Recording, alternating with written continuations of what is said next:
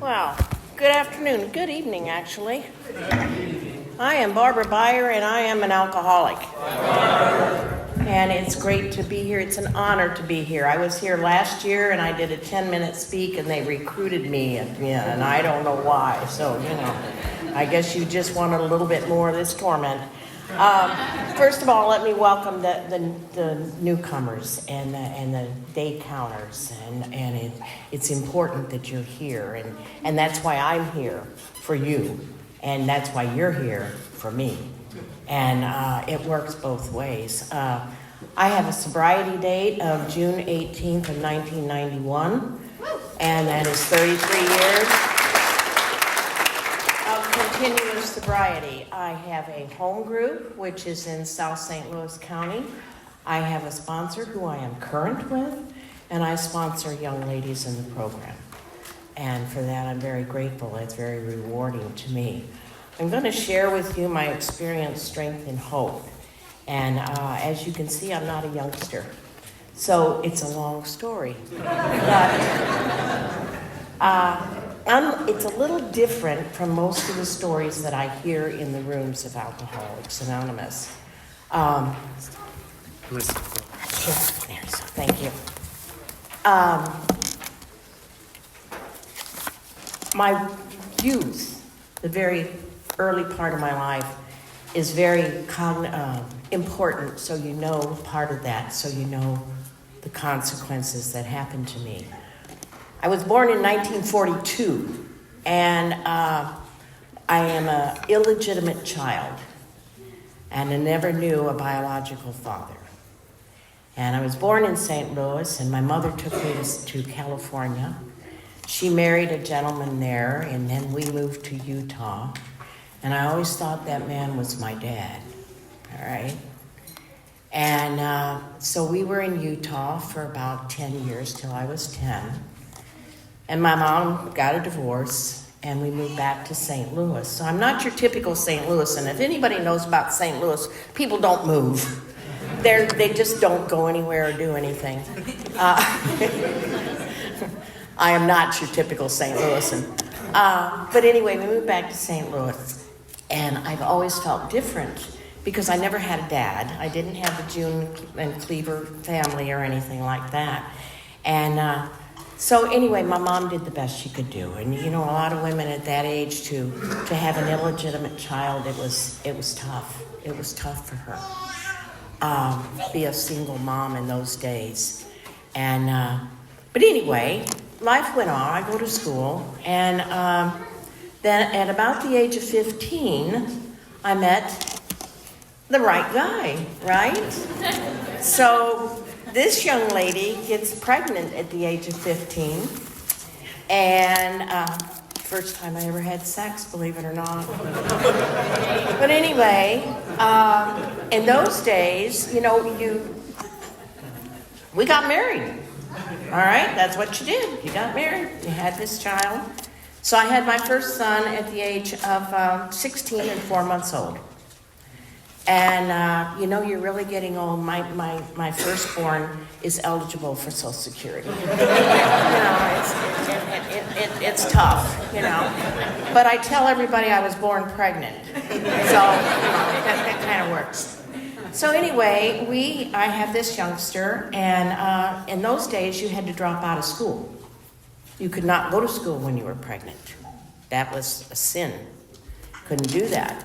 So I had to drop out of school. I did get my GED. And so consequently, we ended up doing well. We bought a little bungalow. I had 2 more children. I have two sons and a daughter. And things were going smoothly. I was happy. It was the first time in my life I'd had roots.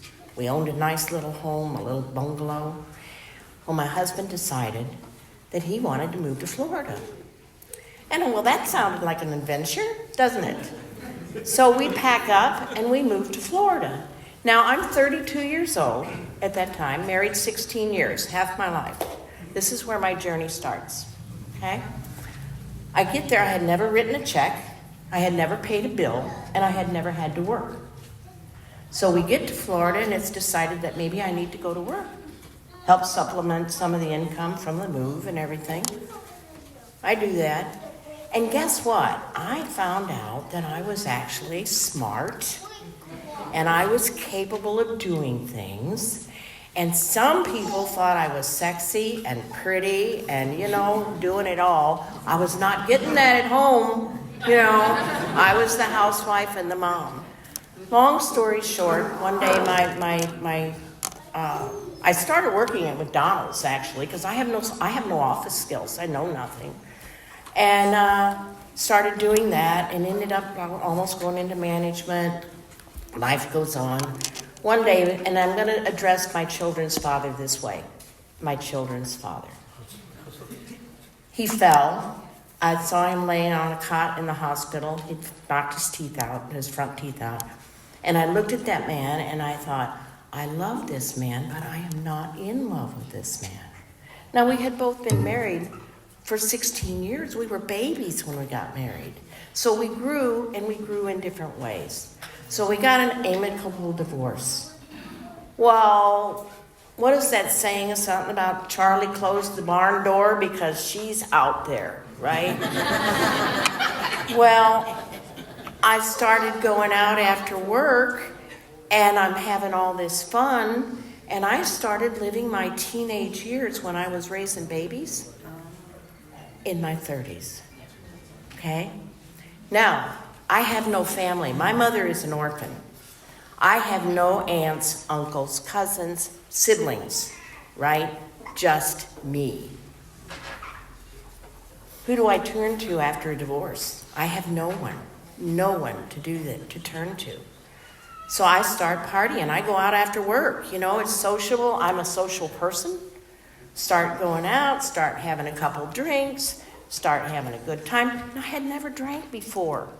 We had alcohol for a special occasion. That was it. And I almost lost my oldest son to a malignant cancer when he was 8 and never drank over that. I lived life on life's terms, just like everyone else did.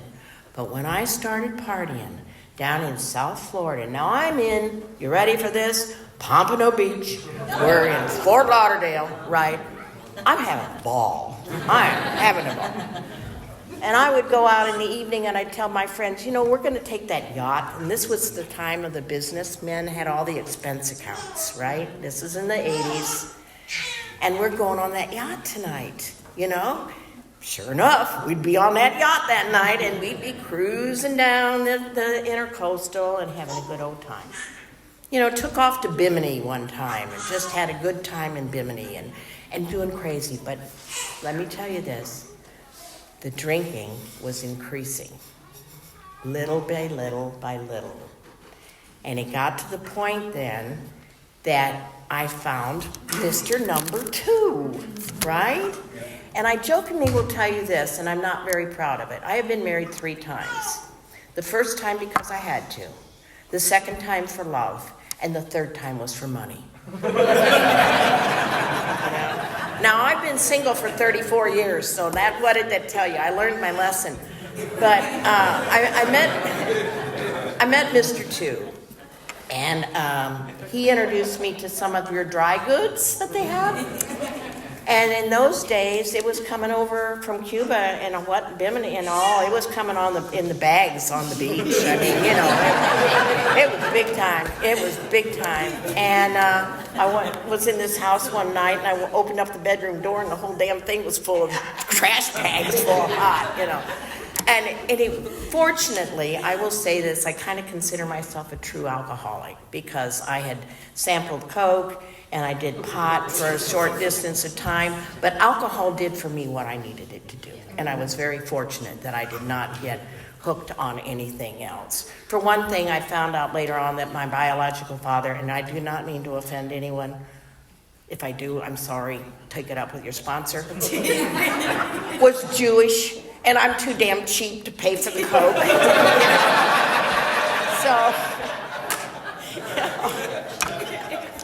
So anyway, Mr. 2 was the love of my life, and I thought so. And at that time now, I have 3 children. My children's father decided he wanted to move back to St. Louis. I gave up custody of my second son. And because he wanted to go back to St. Louis and go to a good college and good school, and I did, and he gave up.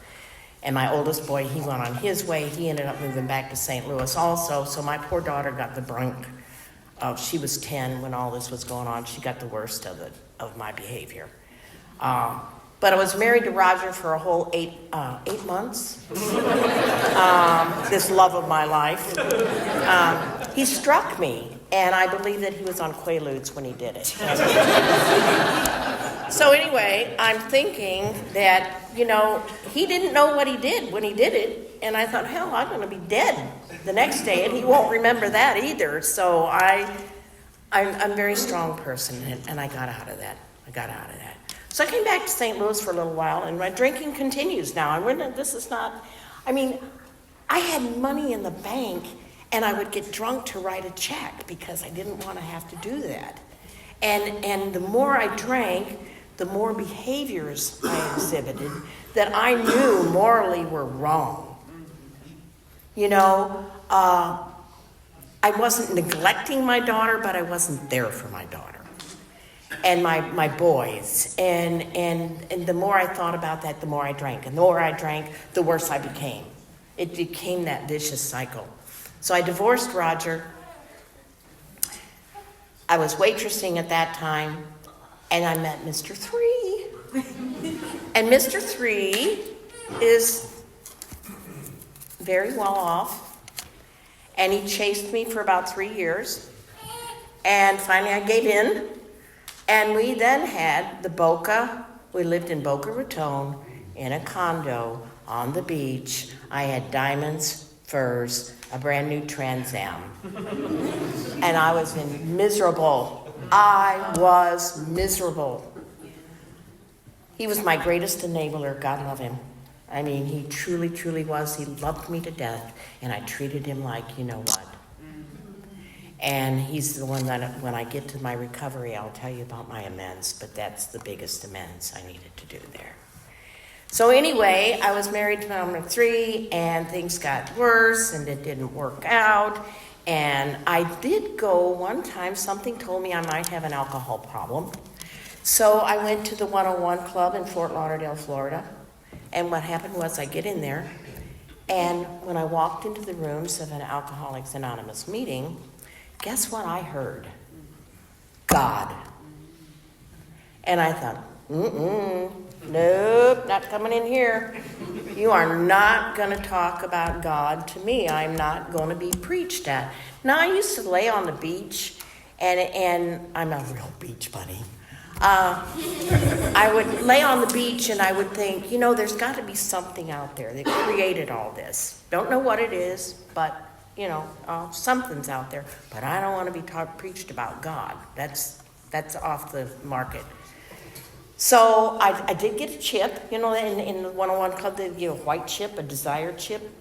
So I got that, but I guess I didn't have enough of a desire. And so I went back out.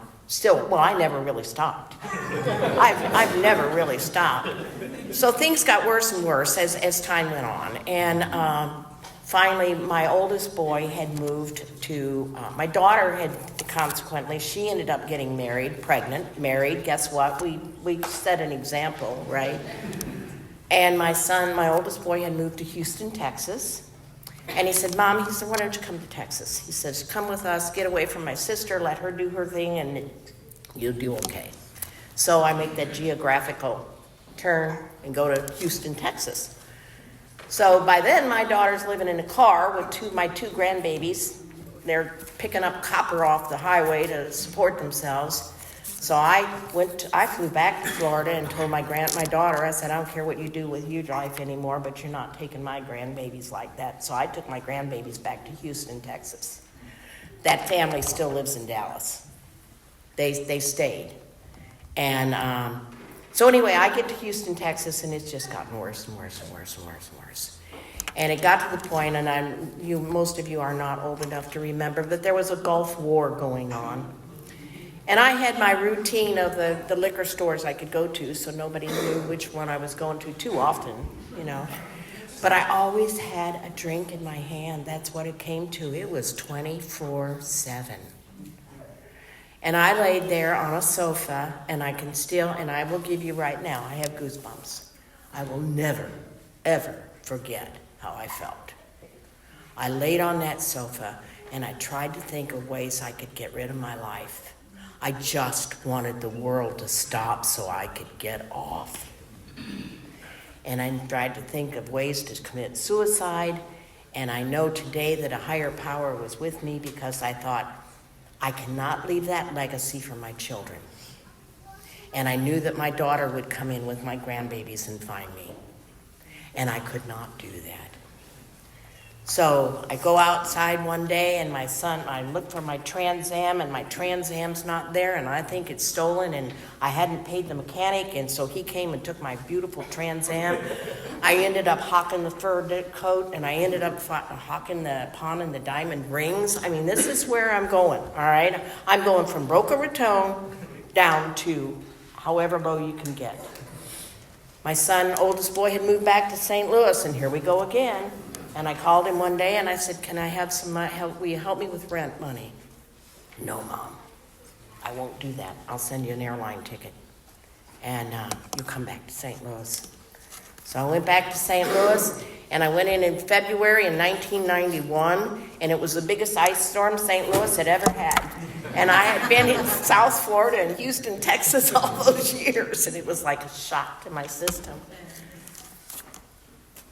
I had lost my teeth. Alcoholism is a thief. And I had periodontal disease, and my teeth were literally falling out of my mouth from stress, improper diet, and the alcoholism. And so I went to live with my son, and I bought a $500 car from my ex-father-in-law and to go to the dentist. And so guess where I went the first time I had that car? I went to the liquor store, right? Had to have my scotch. I'm a scotch drinker.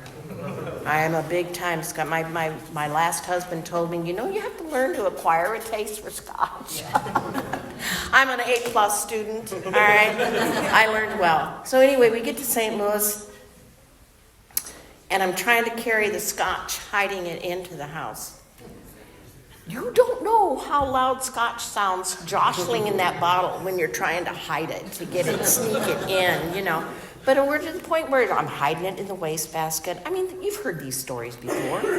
You heard all this stuff. My middle son, who had since graduated from Purdue University as an engineer, right? That giving up the custody of my middle boy was beneficial to him. And so anyway, he got married. Take note, his wedding is June 15th of 1991. My sobriety date is June 18th, 1991. I have my vestiges, my appearance of being an alcoholic on, guess what, videotape, right? But it was all taped, and you could see the dregs from having drank that much for that long. I came back to St. Louis, and I was working in the file room at a company where my son was a big wig.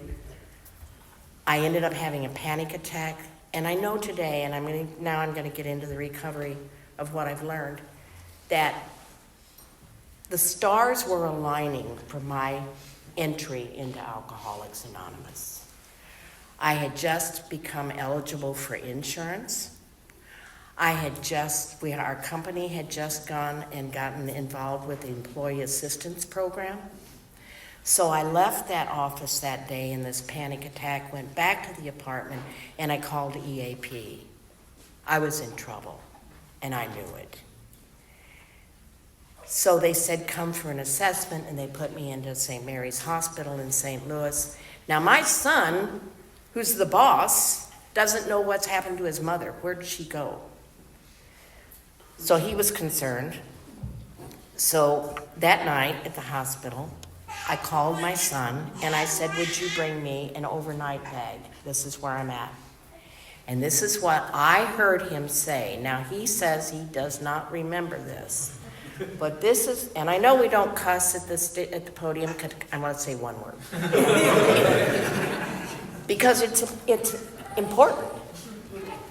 He said, "Mother, I will," and this, when they call you mother, you know you're in trouble. "Mother, I will bring you an overnight bag, but do not plan on coming back here. I don't give a flying fuck what you do with your life anymore, but stay out of mine." He had realized I had been driving drunk with his daughter. Okay? That, people in this audience, was my wake-up call. And I laid on that cot that night, and I still, I get chills when I share my story. I looked up at the ceiling, and I said, "I don't know if there is anybody or anything out there that can help me. But here I am." And I believe that I did steps 1, 2, and 3 right there. Right there. I have not found it necessary to pick up a drink since that moment. When I cried out to whatever, I surrendered. I was beat. I was done. So what happened? We have a Harris House in St. Louis. It's a recovery house for women. And I went to live there. Now, I'm still working. I have a job. But I went there. I paid rent on it. And I get to this house, and there's these girls there. And I'm going like, I'm 49 years old. And they're telling me how to make a bed. And I'm like, I've made more beds in my entire life than you've lived, you know. And then I'm with these young ladies that were streetwalkers and thieves. And I'd never done that. But here's what I learned. Yes, I was. I had been a prostitute. And guess how I had prostituted myself? For favors from my husband. You want me to go to bed tonight or have sex with you tonight? Make sure you bring home that bottle of scotch before you come home. You know, I mean, we do this. And we don't realize that women and men alike, our behavior is the same thing. I never lived under a bridge, but I'll tell you what, I cheated on my husband, I committed adultery. I mean, I'm no saint on that, you know, and I stole from my employers because not monetarily, but I stole time from them because I was not a good employee. I was not a truthful person. So I go to the Harris House, and they tell me I need to pray. And I'm going, to what? You know, to whom? I don't have a God of my understanding. Now, I have been baptized 22 times. Now, you're going to wonder how that happened, and I'll give you a real quick explanation. When I was born, my mother's Catholic, so I was baptized Catholic. When she married this gentleman from Utah, he's a Mormon.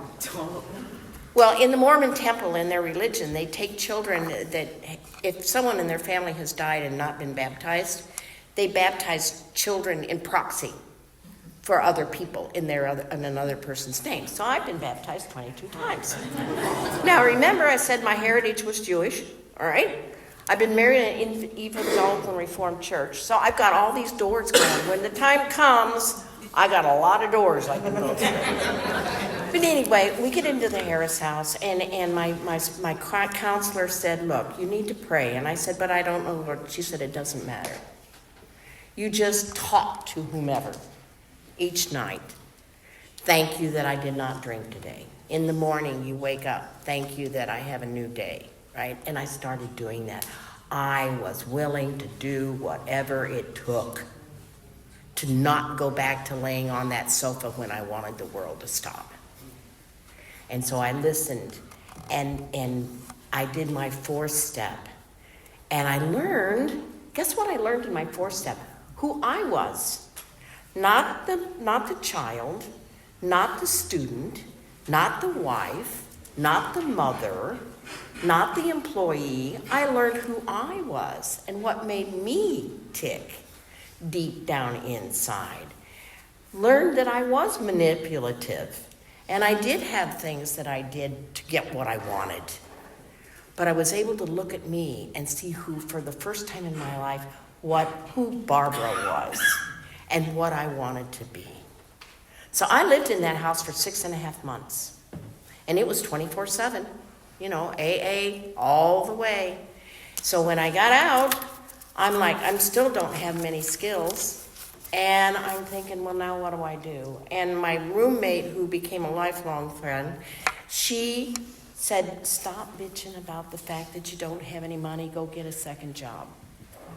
So I did. I'll tell you what, I worked a full-time job and a part-time job for 17 years. And guess what? I learned that I went to the high school and I took a typing course. And then I went to the community college and I took a computer course so that I could learn something. And this is what AA has taught me, to be self-supporting. I have been totally self-supporting my entire sobriety. I got in the middle of the boat. I went to my first AA conference. It's a fall classic in St. Louis, and at the time it was 1,200 people. And I'm standing in the middle of the halls there, and I'm going like, I'm angry. And I'm like, they lied to me. They said I would feel like I belong. And somebody said, you know what? You don't like that? Sign up to be on the committee. 12 years later, I chaired that conference. I got in the middle of the boat. I did what I was told to do, what I was suggested to do.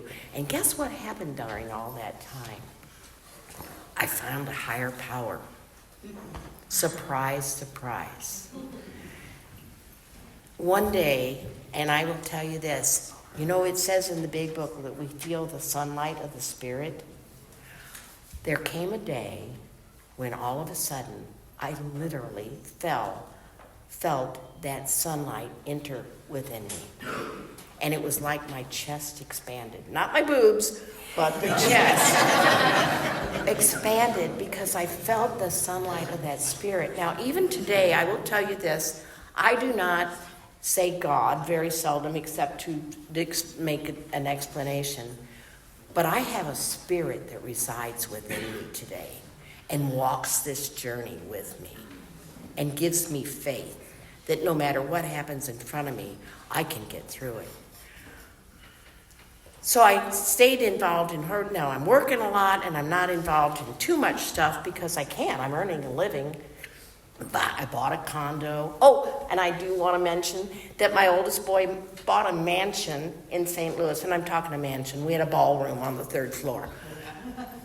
And guess what? My name was on that title. He asked me to come live with him again. That boy that had told me to get out of his life. And, but anyway, we do all that, and so I get involved in service work. I bought a small condo, and I've started traveling. I have been all over the world, literally. Egypt, Greece, anywhere you want to mention, except for the Far East. I have not been there, but I've done that. But along the way, I was 10 years sober, and my granddaughter, who's living in Texas, is 18 and a half. And she is murdered by 5 young people. 2 girls, 3 boys. And they kidnapped her and they tortured her. And it was not pretty. And I had to go back to Texas and I had to sit through 3 murder trials and look at the pictures of my granddaughter as to how they had dumped her. And it was not, I won't go into all the gory details. But let me tell you what happened. Due to having been in Alcoholics Anonymous and having this fellowship and this higher power that resides within me, never once did I think about picking up a drink to get through it. I knew that I had the support of my higher power. I knew that I had the fellowship of Alcoholics Anonymous. I never had to go to a counselor to work through it because I had all of you here to help me cope with that. People asked me if I was mad at God. And I said, no, I'm not mad at God. This was man's will. This was not God's will. that my granddaughter should have that happen to her. And I was strong for my daughter and for my other grandchildren. She had a brother and a sister that had to go through this. But this is the miracle of what happens when you're here in Alcoholics Anonymous and you're doing the deal. And you have a conscious contact with that higher power. That you will have the strength to walk through whatever you have to go through. I had cancer. I had bladder cancer 12 years ago. I'm completely cancer-free. I mean, life happens to us. But what I prayed for was the strength to go through whatever I needed to go through. I didn't ask for results. We all know we want results, but that's not what I asked for. So I've gotten involved in service work, and I want to tell you about service work. I take my sponsee girls not only through the 12 steps, and this should go for the guys too, but you also need to learn the traditions. The traditions is what hold us together. And some of my girls have even gone through the concepts. I'm able to explain the concepts. For some reason, this person that never only had a 9th grade education can do it. But the service work for me has been absolutely expanding. We've learned principles before personalities. We've learned that there's only one ultimate authority. We're not the boss. I chaired the state convention, the Missouri State Convention, not only once, but they asked me to come back and do it again. And so I've chaired 3 conventions and just met some wonderful people in my journey. I went to a woman-to-woman conference last year in California. I'm sitting in a room, and this lady gets up from across the room, and she says, "Oh my God, Barbara, it's so good to see you here." And I'm like, "What?" And it was someone that I had, one of the circuit speakers that I had speak for me at the Missouri State Convention. I mean, who can say? And life is beautiful, absolutely beautiful. Now, it's not perfect. My 2 boys today are not speaking to each other. And that makes me unhappy. But you know what? I'm not codependent. And they each know how I feel, that I'm unhappy about that, but I stay out of it. I love them both. I love them equally. That daughter of mine that was and took the brunt of mine, she's been married over 25 years. Both of my boys have been married over 30 years. They learned from mom what not to do. So it's probably getting time where we're going to get close to wrapping up. How much more time have I got here? 20 minutes. 20 more. Wow. I will share this. No matter how much time we have in the program, we're always learning and growing, and situations come up. And I had a really severe two that I want to share with you. I had one of the girls that I had sponsored. I felt she had betrayed me. And I was in a lot of angst and upset over having been betrayed. And one day I ran into my original counselor from the recovery house, and I sat down and I had coffee with her, and she said, Barbara, she said, I know your history. And she said, it's not betrayal that you're feeling. It's abandonment.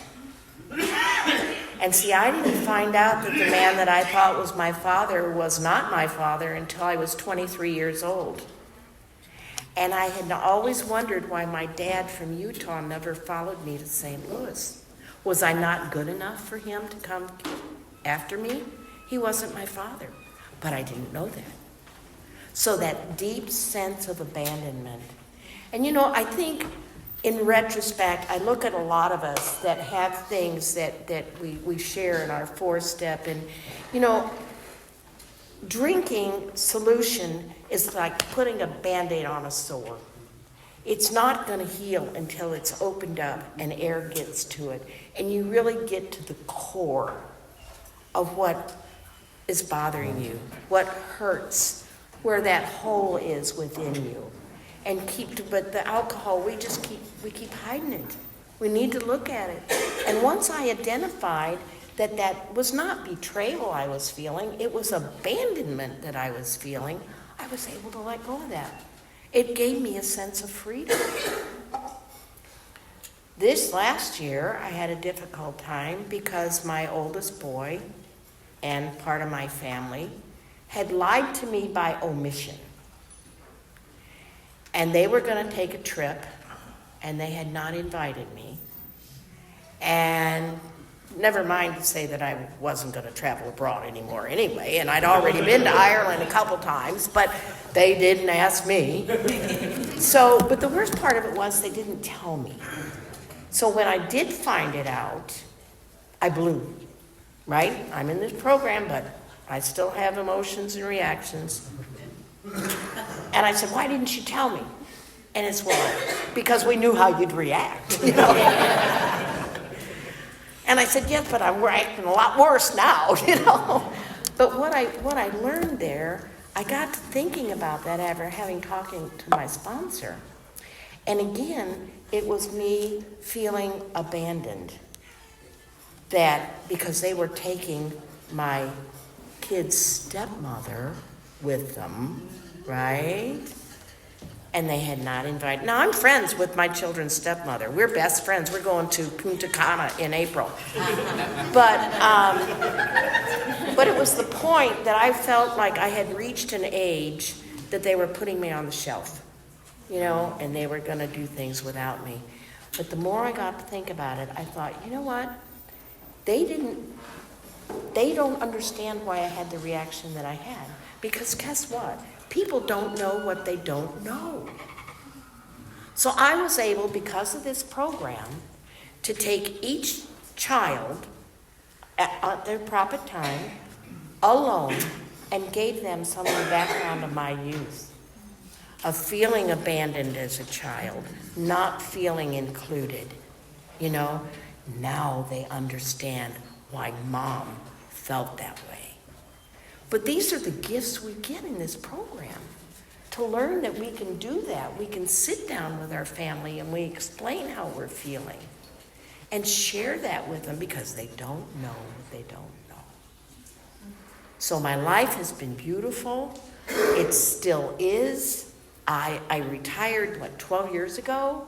My God, I'm still traveling all over to Hex Creation. I did 10 trips this last year. I've already got 3 booked. And so, you know, I'm active, I'm healthy, I have a vision issue, but that's the only issue I have. And my life is good. My life is good. I've been so blessed, and I would not have had it. I was telling my friend Vic, I have friends that would do so much for me. And you know why? Because I try to, and I'm not touting I'm just stating a fact.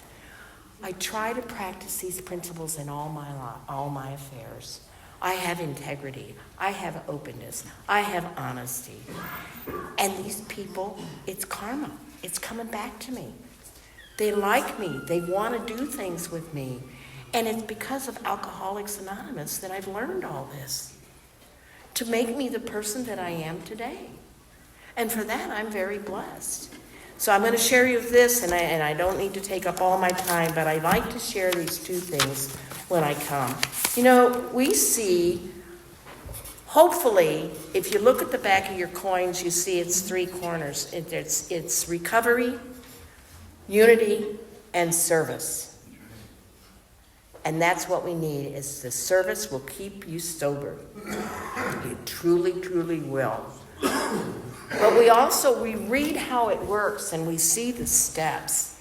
And at the end we say we practice these principles in all our affairs. Do you know what the principles are? The principles are the steps.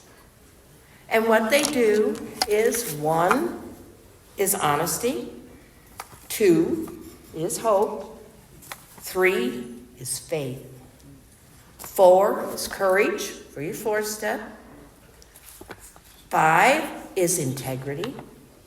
6 is willingness. Willingness to change. 7 is humility, to be able to recognize the fact that we need to do that. 8 is brotherly love. 9 is discipline. 10 is perseverance. 11 is awareness of God. And 12 is service. Now, didn't want to forget about those amends. I have made amends to my children and to my loved ones, the ex-husbands, my children's father. He just passed away during COVID. I grieved that man. I've spent almost, in all these years, I said I was good friends with his wife. Every birthday, every anniversary, every holiday that man spent at my house. We were friends, and I grieved him when he died. My second husband, probably in jail somewhere in South Florida, if he's alive, if he's even alive.